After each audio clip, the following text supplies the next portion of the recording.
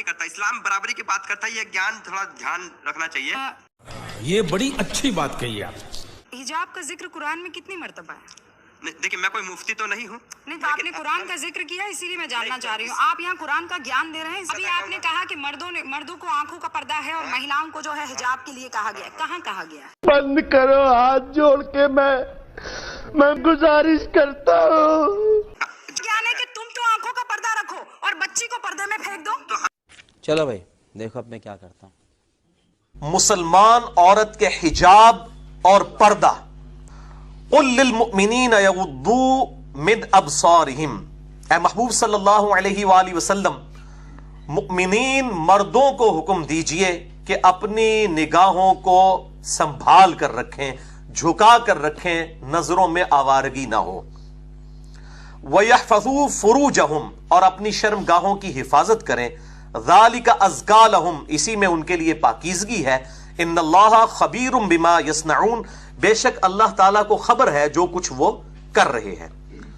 वकुल लिल मुमिनात, और ऐ महबूब सल्लल्लाहु अलैहि वसल्लम मुमिना औरतों को भी हुक्म दीजिए, यग़दुदन मिन अबसारिहिन, कि वो भी अपनी निगाहों को झुका कर रखें, संभाल कर रखें। एप्रोप्रिएट ट्रांसलेशन होगी संभाल कर रखें, आवारगी ना हो। वयहफज़न फुरूजहुन, और वो भी अपनी शर्मगाहों की हिफाजत करें। वला युब्दीना ज़ीनतहुन्ना इल्ला मा वहर, और वो अपनी जीनत को जाहिर न करें मगर जो खुद ब खुद ही जाहिर हो जाए।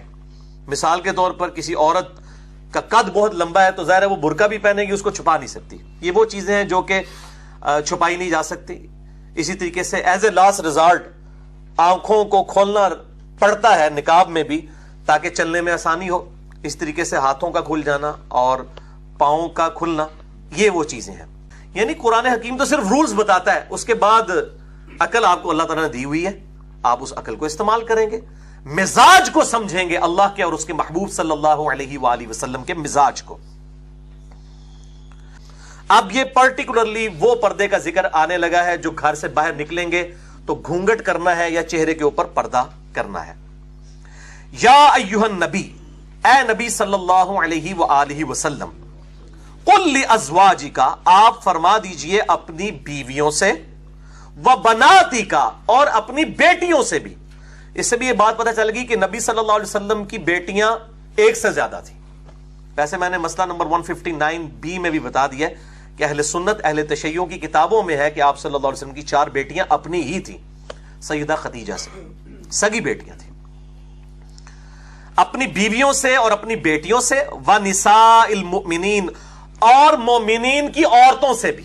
अब ये गामदी साहब कहते हैं और शेख अलबानी कहते हैं कि जी ये उम्महातुल मोमिनीन के लिए चेहरे का पर्दा था, बाकी औरतें चेहरा खोल सकती हैं, उनके लिए पर्दा था।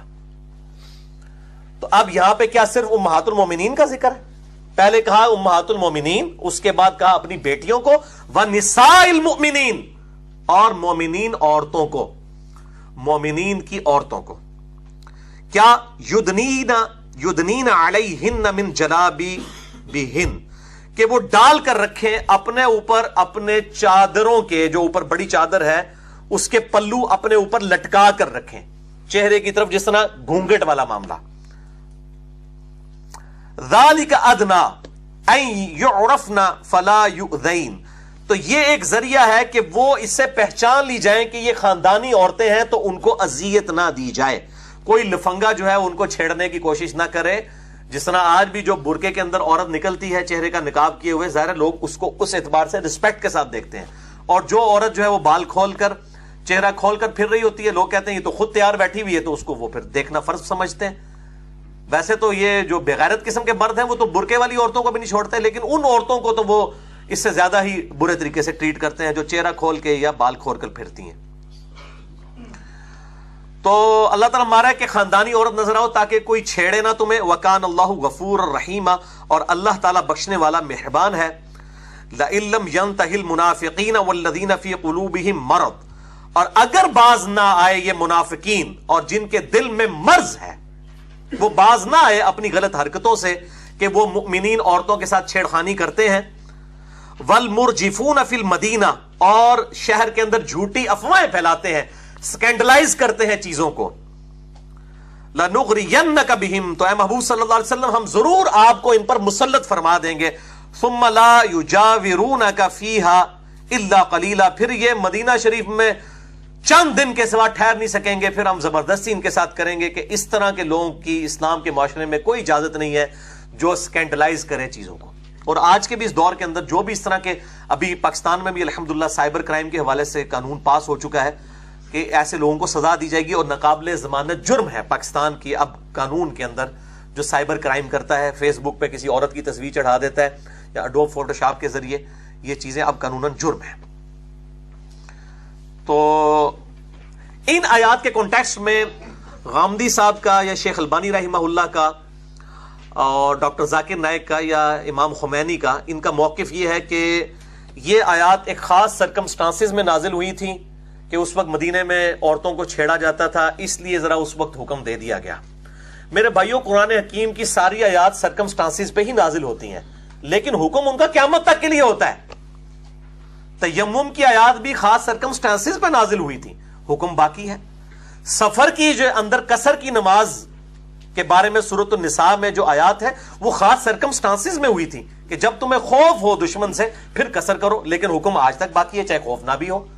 اسی لیے میں نے مسئلہ نمبر 154 اہل سنت پاک.com پہ ریکارڈ کروا دیا ہے کہ جو قرآن حکیم کی آیات ہیں یہ سرکمسٹانسز پہ تو نازل ہوتی ہیں، لیکن تعویل عام کے اعتبار سے قیامت تک ان کا حکم باقی ہے. اور اس میں نے ایک جملہ بولا تھا، جسے فٹ اسے گفٹ.